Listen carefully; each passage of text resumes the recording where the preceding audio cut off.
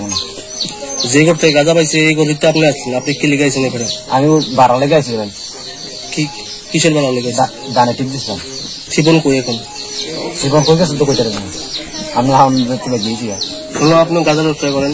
হ্যাঁ, আপনিও তার লোক আছেন যুক্ত গাঁজা ব্যবসা? যাচাই করলাম না।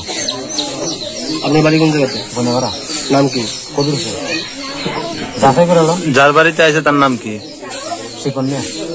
তার বাবার নাম? বাবার নাম কোথায়? কি কি পাইছে তারা করতে? তারা ধরতেছে গাঁজা পাইছে। কদ্দুর হইব? কোথায় গান? আমি তো একদিনের বর্তমান বস্তা দেখছি। আমি আজ 10 মিনিট দেবো।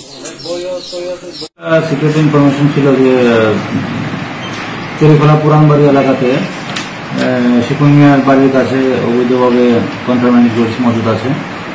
তো সেই মোতাবেক আমাদের পুলিশ স্টেশন অফিসার এবং স্টাফরা সহ এখানে গিয়ে কবির হোসেন নামে একজন, তার পজিশনে প্রায় 40 কেজির মতো শুকনো গাঁজা পাওয়া গেছে, যেটা শিপন মিয়ার বাড়ির কাছে আর কি। এটা মামলা হয়েছে? এই ব্যাপারে আমরা কেস নিতেছি। কাউকে গ্রেপ্তার? হ্যাঁ, একজন গ্রেপ্তার হয়েছে কবির হোসেন নামে। আর কোনো গাড়ি টাড়ি?